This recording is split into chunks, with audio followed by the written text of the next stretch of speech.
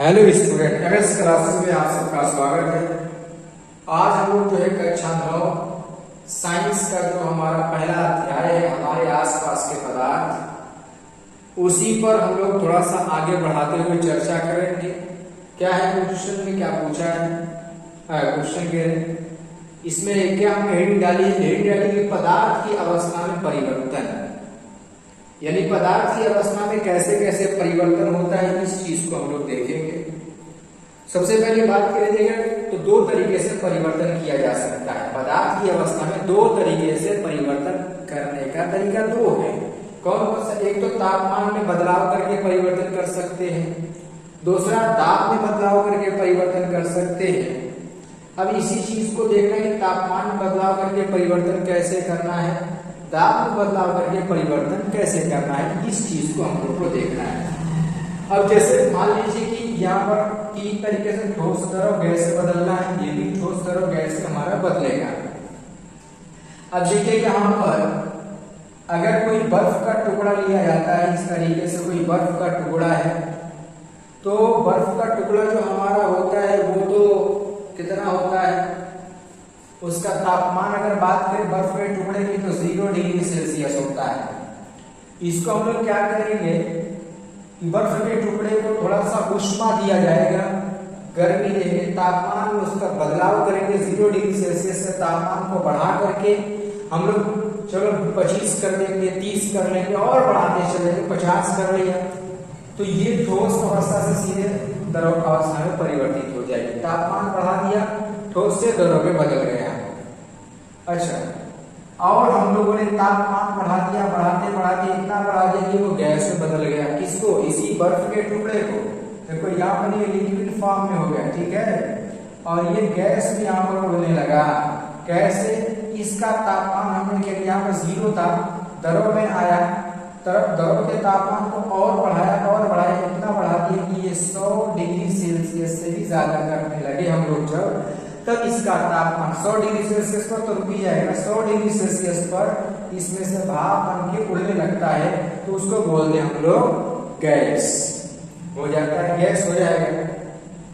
ये तो था हमारा तापमान में बदलाव के कारण। किसके कारण?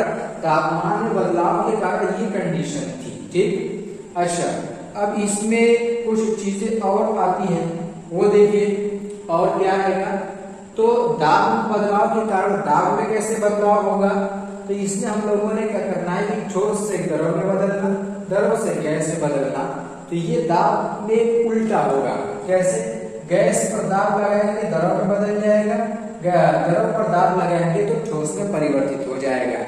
जैसे आप लोग देखे होंगे, जो आपको घरों में जो एलपीजी सिलेंडर आता है, उसके अंदर जो गैस भरी जाती है वो द्रव अवस्था के अंदर पाई जाती है। अब जैसे देखिए इसके अंदर भी गैस दिखाई दे रही होगी ना, लेकिन ये लिक्विड फॉर्म में। कैसे?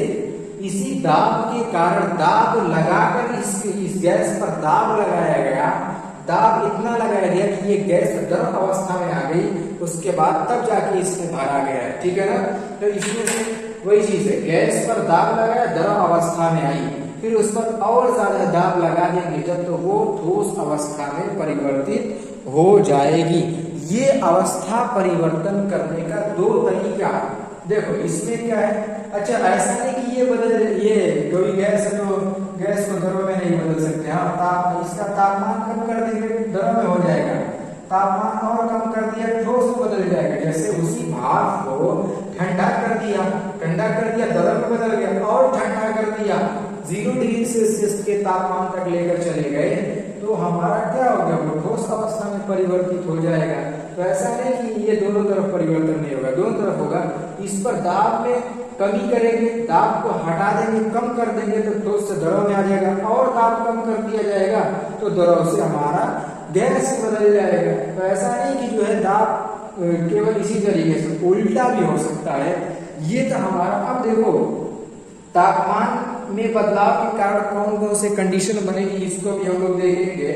फिर उसके बाद दाब में बदलाव के कारण की हम लोग अलग अलग कंडीशन देखेंगे। तो चलिए जो है अब उसको भी हम लोग देख ले रहे हैं।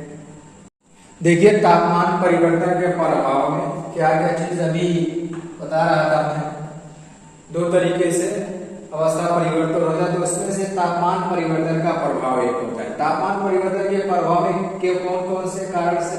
पहला हमारा गलनांक बिंदु होता है इसके अंदर, दूसरा क्वथनांक बिंदु होता है, तीसरा ऊर्ध्वपातन और निक्षेपण होता है। तो इस तरीके से हमारा ये 3 पॉइंट इसके अंदर आते हैं।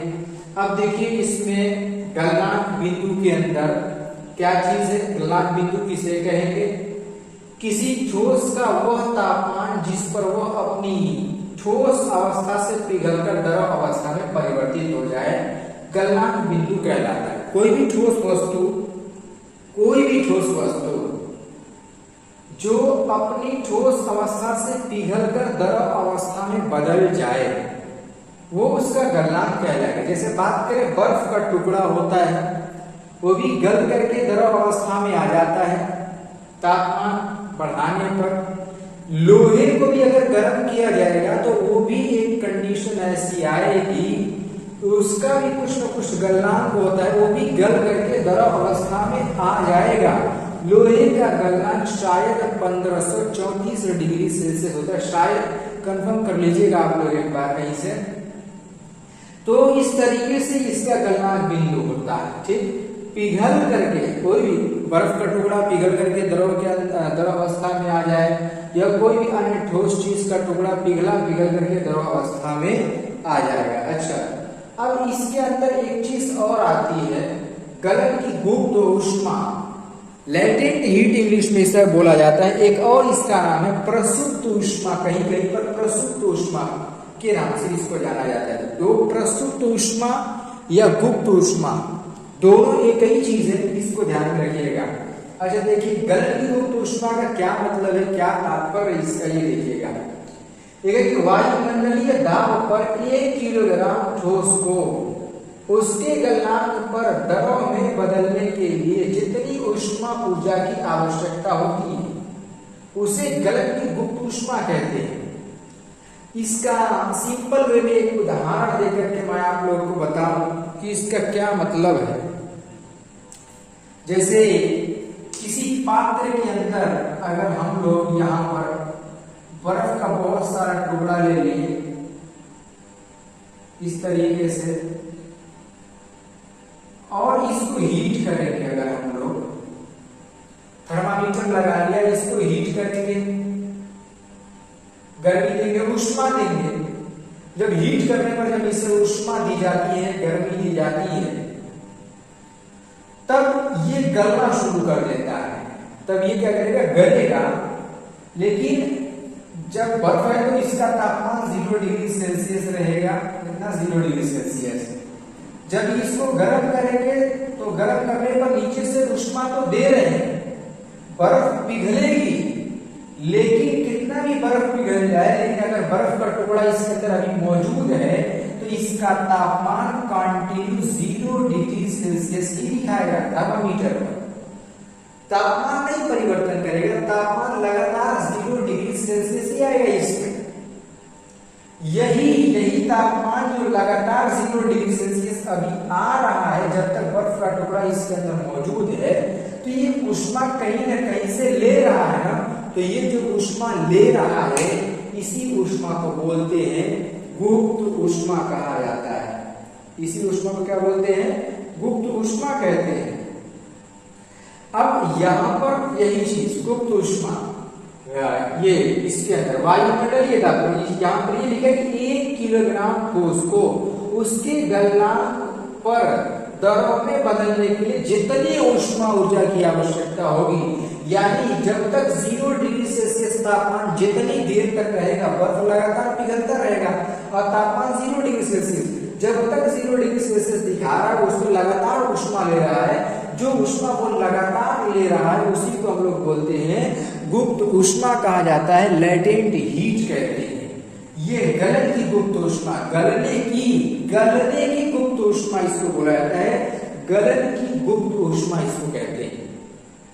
यानी ठोस पिघल रहा है, उसको लिए ऊष्मा की आवश्यकता हो रही है, तो इसकी ऊष्मा की कंडीशन यही बन रही है कि हमारा जो है ये ऊष्मा जो ग्रहण कर रहा है वो लगातार 0 डिग्री सेल्सियस तापमान दिखा रहा है अभी तक। कब तक, जब अब सारा जब बर्फ का टुकड़ा गल जाएगा, तब इसका तापमान बदलना शुरू हो जाएगा।